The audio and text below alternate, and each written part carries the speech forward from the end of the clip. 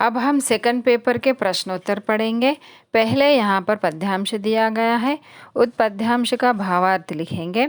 माँ ने कहा पानी में झांककर अपने चेहरे पर मत रीझना। आग रोटियां सेकने के लिए है, जलने के लिए नहीं। वस्त्र और आभूषण शाब्दिक भ्रमों की तरह बंधन है स्त्री जीवन के। यह प्रस्तुत कवितांश हमारी हिंदी पाठ्य पुस्तक, यहाँ पर संदर्भ, व्याख्या और विशेष कंपलसरी आपको लिखना है, तभी आपको 5 अंक मिलेंगे। प्रस्तुत कवितांश हमारी हिंदी पाठ्य पुस्तक उमंग 2 से लिया गया है। यह पाठ कन्यादान नामक पाठ से लिया गया है। इसके कवि ऋतुराज जी हैं। वे आधुनिक हिंदी कवियों में अपना महत्वपूर्ण स्थान रखते हैं। प्रस्तुत पंक्तियों में कन्यादान के समय माँ अपनी बेटी को वस्त्रों एवं आभूषणों के माया जाल से सावधान रहने को कहती है। और इस पद्यांश का व्याख्या, माँ अपनी बेटी से कन्यादान के समय पानी में झांककर कहती है कि रूप और सौंदर्य पर घमंड नहीं करना चाहिए और आगे से खेलने के समान है, आग से खेलने के समान है। आग रोटियां सेकने के लिए होती है, इससे सावधानी बरतनी चाहिए। इससे जल जाने का भय बना रहता है। रूप, वस्त्र और आभूषण नारी जीवन के बंधन है। इन पर तुम कभी मोहित मत होना। इनके माध्यम से लोग हमसे छल करते हैं। ये हमारे भ्रम है, अतः कभी इस भ्रमजाल में मत फंसना। इस तरह माँ अपनी बेटी से समझाती है। इस पद्यांश की विशेषता यह है, यह छंद रहित होते हुए भी कविता में लय है। आग के माध्यम से अद्भुत चमत्कार प्रस्तुत हुआ है। शब्द सरल और प्रभाव है। दूसरा प्रश्न जो है अपठित पद्यांश है। इसमें पहले आपको अपठित पद्यांश पढ़ते समय आपको क्या करना है, पहले प्रश्नों को पढ़ लेनी चाहिए, तभी आप उत्तर ढूंढने में आपको सफलता मिलेगी और आपको कम समय लगेगा। मजदूरों को देवों की बस्ती से कोई मतलब क्यों नहीं है। मजदूरों को देवों की बस्ती से कोई मतलब नहीं है, क्योंकि वे ही अपनी मेहनत से धरती पर स्वर्ग बना देते हैं। तीसरा प्रश्न, धरती की प्यास बुझाने के लिए मजदूरों ने क्या किया। धरती की प्यास बुझाने के लिए मजदूरों ने हिमालय पहाड़ चीरकर गंगा नदी बहा दी। मजदूरों के पूर्वजों ने क्या किया है। मजदूरों के पूर्वजों ने अपनी मेहनत से धरती का रूप संवारा है।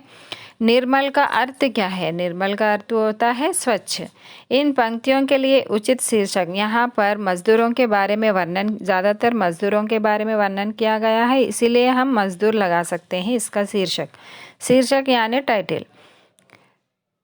नेक्स्ट, पठित गद्यांश, यह आपको रीडर में से उपवाचक में से दिया जाएगा। Any paragraph they will give, उसमें से आपको इसीलिए आपको पूरा पाठ ज़रूरी है पढ़ना, तभी आप पठित गद्यांश पूरा कर सकते हैं। पहले हमको प्रश्न पढ़ लेना चाहिए, उसके बाद में हम गद्यांश पढ़ना चाहिए, तभी आप सरलता से आप प्रश्न के उत्तर ढूंढ सकते हो। किस परीक्षा में लेखक के भाई साहब फेल हो गए। सालाना परीक्षा में लेखक के भाई साहब फेल हो गए हैं। लेखक और भाई साहब की कक्षा में कितना अंतर रह गया है। लेखक और भाई साहब की कक्षा में 2 वर्ष का अंतर रह गया है। लेखक किसे आड़े हाथों लेना चाहता था। लेखक अपने भाई साहब को आड़े हाथों लेना चाहता था। भाई साहब का लेखक पर रौब कुछ कम क्यों नहीं हुआ है, क्योंकि भाई साहब सालाना परीक्षा में फेल हो चुके थे और लेखक पास हो गए थे। लेखक किस श्रेणी से परीक्षा में पास हुआ। लेखक प्रथम श्रेणी से परीक्षा में पास हुआ है। दूसरा बिट है जो अपठित गद्यांश है। आपको पहले प्रश्न पढ़ लेना, फिर उसके बाद में गद्यांश का पठन करना चाहिए। पहला प्रश्न है, सफलता के लिए किसका महत्व समझना चाहिए, अनिवार्य है। सफलता के लिए समय का महत्व समझना अनिवार्य है। समय किसका आदर करता है। समय उसी का आदर करता है जो उसका आदर करता है। महान लोगों की सफलता का रहस्य क्या है। महान लोगों की सफलता का रहस्य समय पालन है। अब पछताए क्या होत जब चिड़िया चुग गई खेत का अर्थ क्या है। अब पछताने से क्या होता है, जब चिड़िया चुग गई खेत यानी पूरा खेत वो खा गई। और उचित समय चला जाने के बाद पछताने से कुछ लाभ नहीं होता, समय लौटकर नहीं आता है तब भी समय है, उसी दम हमें कार्य कर लेनी चाहिए। इस अवतरण के लिए उचित शीर्षक दीजिए। तो यहाँ पर इन सारे प्रश्नों में समय के बारे में ज़्यादातर पूछा गया है, तो हम क्या करेंगे, समय और सफलता यह शीर्षक लगा सकते हैं।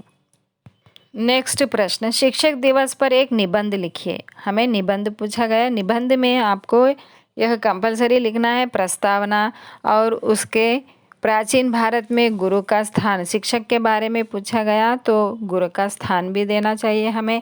और अध्यापक दिवस कब मनाए जाते हैं उस दिन के बारे में भी लिखना चाहिए, और क्यों मनाते हैं उस दिन वह भी आपको लिखना चाहिए, और उससे इस निबंध से हमें क्या संदेश मिलता है वह भी लिखना है, और उपसंहार भी आपको लिखना है। यहाँ पर पत्र लेखन के बारे में दिया गया है। आपको पत्र लेखन पूरे सारे दिनांक और दिन और प्रेषक सारे लेफ्ट साइड एक ही साइड पूरे लिखना है सेवा में। और महोदय, रेस्पेक्टेड सर, महोदय यानी रेस्पेक्टेड सर। सेवा में निवेदन है कि कई दिनों से रोज़ रात में हमारे मोहल्ले में बिजली अचानक चली जाती है और कभी कभी तो बार बार जाती है और आती रहती है। मुझे लगता है कि आसपास के ही ट्रांसफर में कहीं कोई परेशानी है। हमारे पड़ोसी का टेलीविज़न भी खराब हो गया है। ये समस्या कई दिनों से है। मैंने पूर्व में भी आपको फ़ोन द्वारा सूचित किया था पर कोई कदम नहीं उठाया गया। आपसे अनुरोध है कि जल्द से जल्द यह समस्या हल करें। आशा है कि आप इस समस्या को गंभीरता से लेंगे और इसका शीघ्र समाधान देंगे।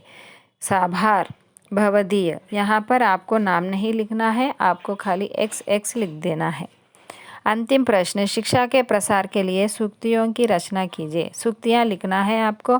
पढ़ा लिखा हो हर परिवार तब होगा जग का उद्धार। शिक्षा के प्रसार के लिए आपको सूक्तियाँ लिखना है, तो शिक्षा का महत्व बताते हुए आपको सूक्तियाँ लिखनी है।